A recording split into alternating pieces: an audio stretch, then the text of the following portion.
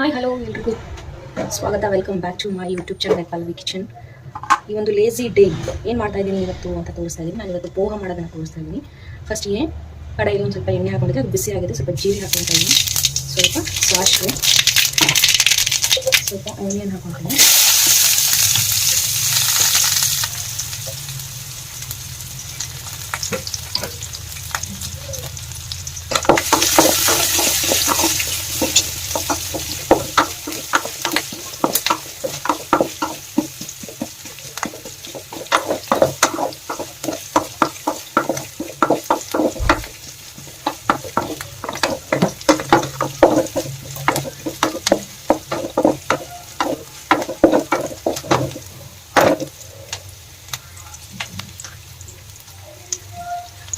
ಸ್ವಲ್ಪ tomato,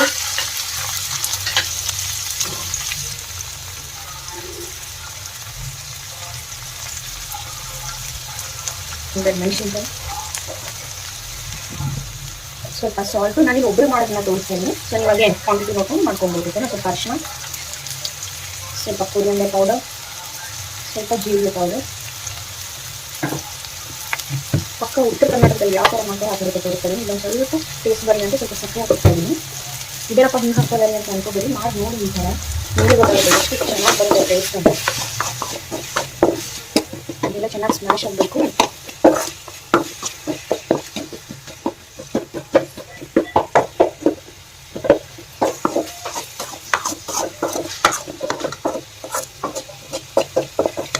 daily vlog ಮಾಡೋಣ ಅಂತ ಈ ವ್ಲಾಗ್ ಸ್ಟಾರ್ಟ್ ಮಾಡಿದ್ದೀನಿ. ಈ ವಿಡಿಯೋದಲ್ಲಿ ನಿಮ್ಗೆ ಗೊತ್ತಾಗುತ್ತೆ ನನ್ನದು ಸಂಡೇ ಹೇಗಿರುತ್ತೆ ಅಂತ. Lazy day, Sunday in my life ಮಾಡ್ತಾ ಇದ್ದೀನಿ. ಇದರಲ್ಲಿ ಒಂದು ಸ್ವಲ್ಪ ಚೆನ್ನಾಗಿ ಸ್ಮ್ಯಾಶ್ ಆಗಬೇಕು.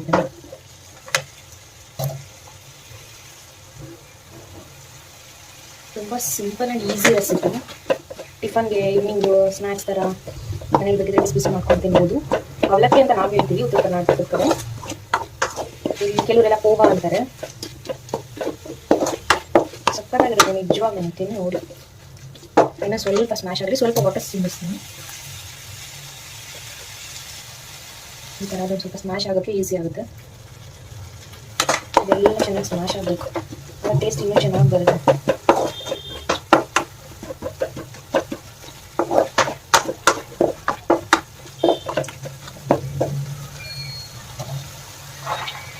ಸ್ವಲ್ಪ ಕಡಲೆ ಬೀಜ ಹಾಕೊಂಡ್ರೆ ಬರುತ್ತೆ.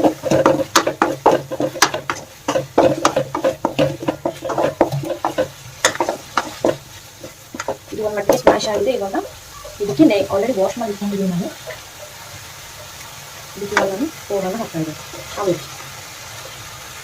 ನಾನು ಇವಾಗ 2 ಪೀಪಲ್ಗೆ ಮಾಡ್ತಾ ಇದ್ದೀನಿ. ನೀವು ಕ್ವಾಂಟಿಟಿ ನೋಡ್ಕೊಂಡು ಮಾಡ್ಕೋಬೇಕು, ಓಕೆನಾ?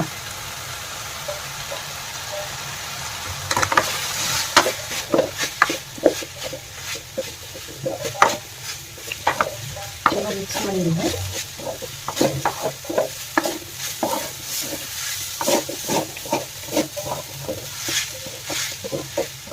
ಸ್ಪೆಷಲಿ ಬಿಗ್ನರ್ಸ್ ಯಾರು ಇರ್ತಾರೋ ಅವರಿಗೆ ತುಂಬ ಹೆಲ್ಪ್ ಆಗುತ್ತೆ ನಮ್ಮ ಚಾನಲ್.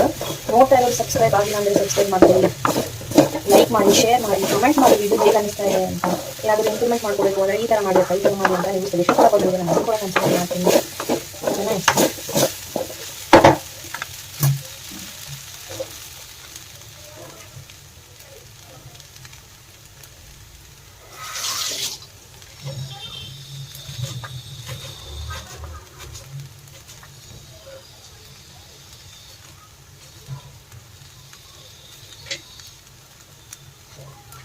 ಸ್ವಲ್ಪ ಮೇಲ್ಗಡೆ ಕೊತ್ತಂಬರಿ ಹಾಕೊತಾ ಇದ್ದೀನಿ. ಇವಾಗ ಗ್ಯಾಸ್ನ ಆಫ್ ಮಾಡ್ಕೊತಾ ಇದ್ದೀನಿ.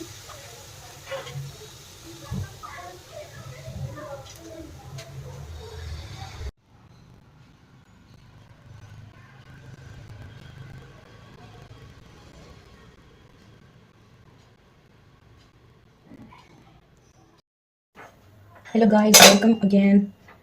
ಮಾರ್ನಿಂಗ್ ನಾನು ಅವಲಕ್ಕಿ ಮಾಡ್ಕೊಂಡಿದ್ದೆ, ಅದನ್ನು ತೋರಿಸಿದ್ದೀನಿ. ಸೊ ಫುಲ್ ಡೇ ಹೇಗಿರುತ್ತೆ ಅಂತ ಅದು ಕವರ್ ಮಾಡೋಣ ಅಂದ್ಕೊಂಡೆ, ಬಟ್ ಆಗಿಲ್ಲ. ಸ್ವಲ್ಪ ಹುಷಾರಿಲ್ಲ ಅಂತ ಮನೇಲಿ ಒಬ್ಬಳೇ ಇರೋದ್ರಿಂದ ಮಲ್ಕೊಂಡೆ. ಇವಾಗ ನೈಟ್ ಡಿನ್ನರ್ ಪ್ರಿಪ್ರೇಷನ್ ಮಾಡ್ಕೊತಾ ಇದ್ದೀನಿ. ಸೊ ಡಿನ್ನರ್ಗೆ ಏನು ಮಾಡೋಣ ಅಂದರೆ ನಾನು ಆಲ್ರೆಡಿ ಜೋಳ ರೊಟ್ಟಿ ಮಾಡ್ಕೊಂಡಿದ್ದೀನಿ. ಇವಾಗ ಅದಕ್ಕೆ ತವ ಮೇಲೆ ಬೆಂಡೆಕಾಯಿ ಪಲ್ಯ ಹೇಗೆ ಮಾಡೋದು ಅಂತ ತೋರಿಸ್ತಾ ಇದ್ದೀನಿ, ಓಕೆನಾ?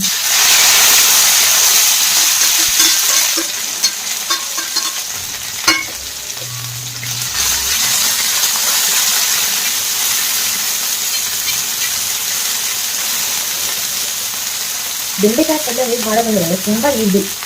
ಇದೆಲ್ಲ ಲೊಳಿ ಇರುತ್ತಲ್ಲ, ಅದೆಲ್ಲ ಹೋಗೋವರೆಗೆ ತವ ಮೇಲೆ ಹಿಡ್ಕೊಳ್ಳೋದು, ಚೆನ್ನಾಗಿ ಹಿಡ್ಕೊಬೇಕು.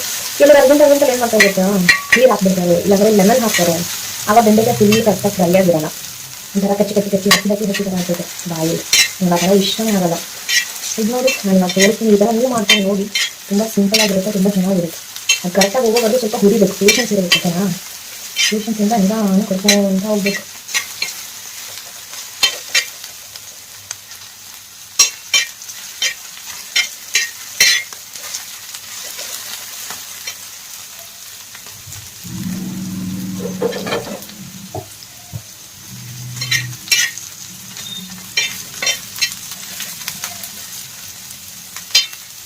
ಒಂದು ಸ್ವಲ್ಪ ಇದಕ್ಕೇ ಸಾಲ್ಟ್ ಹಾಕಬೇಕು.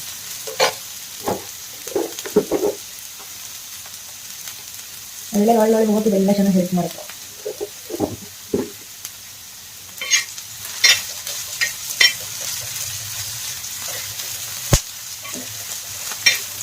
ಫುಲ್ ಡೇ ಕವರ್ ಮಾಡಿ ತೋರಿಸೋಣ ಅಂತ ಅಂದ್ಕೊಂಡೆ, ಬಟ್ ಆಗಿಲ್ಲ, ಹುಷಾರಿಲ್ಲ ಅಂತ ಮಲ್ಕೊಂಡ್ಬಿಟ್ಟೆ. ಹಂಗೆ ತೋರಿಸ್ತಾ ಆಯಿತು. ಇದು ಇನ್ನೂ ನನ್ನ ಸೆಕೆಂಡ್ ಬ್ಲಾಗ್. ಫಸ್ಟ್ ಬ್ಲಾಗ್ ಯಾರು ನೋಡಿದ್ರು ದಯವಿಟ್ಟು ನೋಡಿ. ಬಿಸಿಬೇಳೆಭಾತ್ ರೆಸಿಪಿ ತೋರಿಸಿದ್ದೀನಿ ಅದರಲ್ಲಿ. ಜಾಸ್ತಿ ಲೆಂದಿ ಮಾಡಿ ತುಂಬ ಬೋರಿಂಗ್ ಕೊಡೋ ಥರ ಏನು ಮಾಡೋದು. ನನಗೆ ಎಷ್ಟಾಗುತ್ತೋ ಅಷ್ಟು ಕ್ರಿಯೇಟಿವಿಟಿಯಿಂದ ಮಾಡಿ ಕಂಟೆಂಟ್ ಬರ್ಕೊಂಡು ನಾನು ತೋರ್ಸೋಕ್ಕೆ ಇಷ್ಟಪಡ್ತೀನಿ. ಓಕೆನಾ? ನೋಡ್ತಾ ಇದ್ದೀರಾ, ನಾವೆಲ್ಲ ಲೊಳ್ಳೆ ಬಿಟ್ಕೊಂಡು ನೋಡ್ತಾ ಇದ್ದೀವಿ ಬಿಡಿಯಾಗಿ. ಎಷ್ಟು ಚೆನ್ನಾಗಾಗಿದೆ ಅಲ್ವಾ? ಇದೇ ಬ್ಲಾಗ್ ಜೊತೆಗೇನೆ ನಾನೊಂದು ಸೈಜ್ ಮಾಡೋದನ್ನು ತೋರಿಸ್ತೀನಿ. ಚೆನ್ನಾಗಿರುತ್ತೆ, ಗೊತ್ತಿದೆ ಎಲ್ಲ.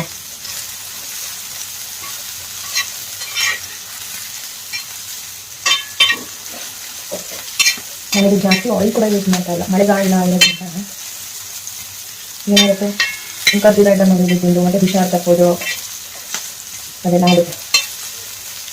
ನೋಡಿದ್ರೆ ಎಷ್ಟು ಚೆನ್ನಾಗಿ ಬಿಡಿ ಆಗಿದೆ. ವಾಳಿಗಳೇ ಬರ್ತಾರೆ, ಎಲ್ಲ ಬಿಟ್ಕೊಂತು.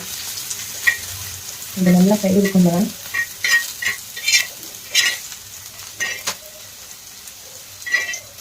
ಇದಕ್ಕೆ ಇನ್ನೊಂದು ಸ್ವಲ್ಪ ಆನಿಯನ್ ಹಾಕೊಂತೀವಿ. ಈ ರೀತಿ ಮಾಡೋದು ನೋಡಿದ್ರೆ ಚಾನ್ಸೇ ಇಲ್ಲ ವೀಡಿಯೋ. ಎಲ್ಲಾದ್ರೂ ಇನ್ನೂ ಥರ ಮಾಡೋಣ ಅಂತ ಈ ಥರ ಮಾಡ್ತಾರೆ. ಈ ಥರ ಮಾಡಿ ನೋಡಿ, ಸಕ್ಕತ್ ರುಚಿಯಾಗಿ ಬರುತ್ತೆ ಎಲ್ಲ ಪಲ್ಯನೂ. ಅವಾಗ ಎಣ್ಣೆ ಜಾಸ್ತಿ ಯೂಸ್ ಮಾಡೋದಿಲ್ಲ, ಮಿನಿಮಲ್ ಆಗಿ ಯೂಸ್ ಮಾಡಿ ಆರಾಮಾಗಿ ಹಾಕೊಂಡು ಹೆಲ್ದಿಯಾಗಿ ತಿನ್ಬೋದು ಮನೆಯಲ್ಲೇ.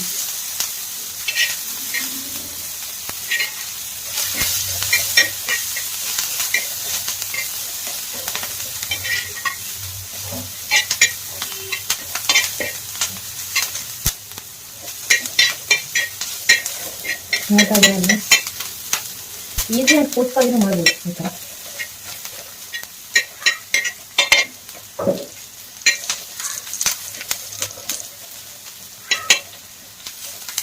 ಹಸಿ ಎಲ್ಲ ಹೋಗೋವರೆಗೂ ಈ ಥರ ಮಾಡ್ಕೊಬೇಕು.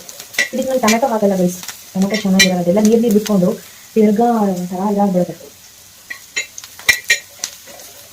ಇವಾಗ ಹುರಿದಿದೆ, ಇವಾಗ ಫುಲ್ ಮಿಕ್ಸ್ ಮಾಡ್ಕೊಳ್ಳೋಣ.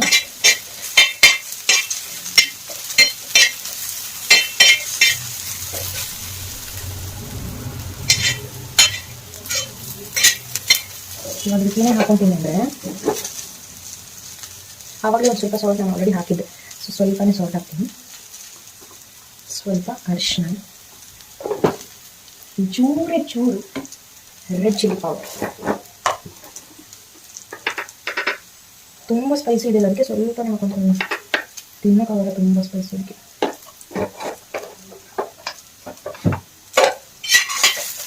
ಮಿಕ್ಸ್ ಮಾಡೋದು, ಮಿಕ್ಸ್.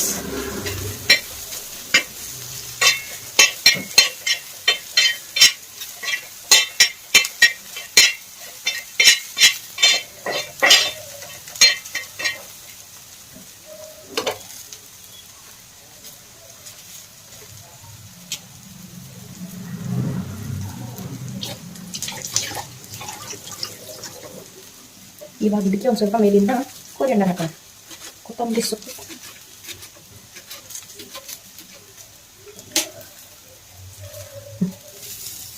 ಲುಕ್, ವಾವ್, ಎಷ್ಟು ಚೆನ್ನಾಗಿ ಕಾಣಿಸ್ತದೆ.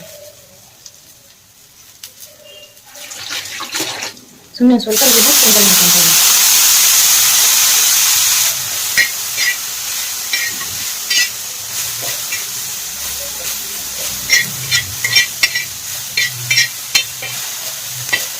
ನನ್ನ ಸ್ಟೈಲ್ ಇದು. ಇದೊಂದು ಸ್ವಲ್ಪ ಸ್ಟೀಮ್ ಆಗಿ ಅಂತ ಒಂದು ಸ್ವಲ್ಪ ಪ್ಲೇಟ್ ಕವರ್ ಮಾಡಿ ಇಡೋಣ, ಒಂದು 2 ಮಿನಿಟ್ಸ್. ಓಕೆನಾ,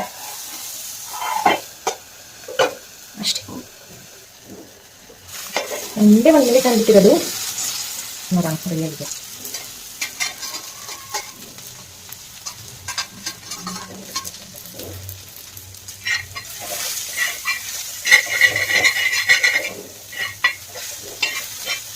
ನಿಜ ತುಂಬ ಚೆನ್ನಾಗಿ ಇವಾಗ ಇದನ್ನ ಸರಿ ತಂದ್ಬಿಡೋಣ.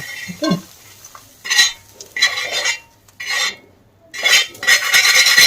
ಇವಾಗ ಇದೇ ಪ್ಯಾನಲ್ಲಿ ನಾನು ಸೈಡ್ಸ್ ಇದಕ್ಕೇನೆ ಸೈಡ್ಸಿಗೆ ನಾನು ಹಾಗಲಕಾಯಿ ಚಿಪ್ಸ್ ಮಾಡ್ಕೊಂಡು ತಿಂತಾರೆ, ಹಾಗಲಕಾಯಿ ಫ್ರೈಸ್ ಅದನ್ನ ಆಲ್ರೆಡಿ ನಾನು ಕಟ್ ಮಾಡಿಕೊಂಡು ವಾಶ್ ಮಾಡಿಕೊಂಡು ರೆಡಿ ಮಾಡಿ ಇಟ್ಕೊಂಡಿದ್ದೀನಿ ಬೆಳಗ್ಗೆ. ಬೇಕಾದರೆ ಹಾಗಲಕಾಯಿ ಕಹಿ ಇರೋದ್ರಿಂದ ಯಾರು ಜಾಸ್ತಿ ಕಹಿ ತಿನ್ನೋಕ್ಕೆ ಇಷ್ಟಪಡೋದು ಅವರು ಒಂದು ಸ್ವಲ್ಪ ಸಾಲ್ಟಲ್ಲಿ ಒಂದು 10 ಗಂಟೆ ನೆನೆಸಿಟ್ಟರೆ ಸಾಕು.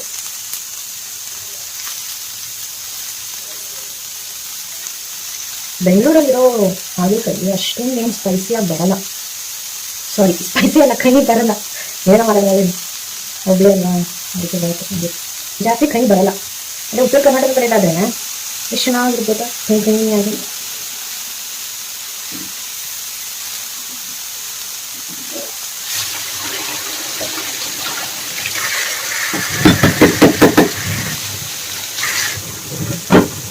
ಏನಪ್ಪ ಇವ್ರು ಏನೋ ಮಾತಾಡ್ತಾ ಇದ್ದಾರೆ ಅಂತ ಮಾತ್ರ ಅನ್ಕೋಬೇಡಿ. ಇದೆಲ್ಲ ಪೋಸ್ಟ್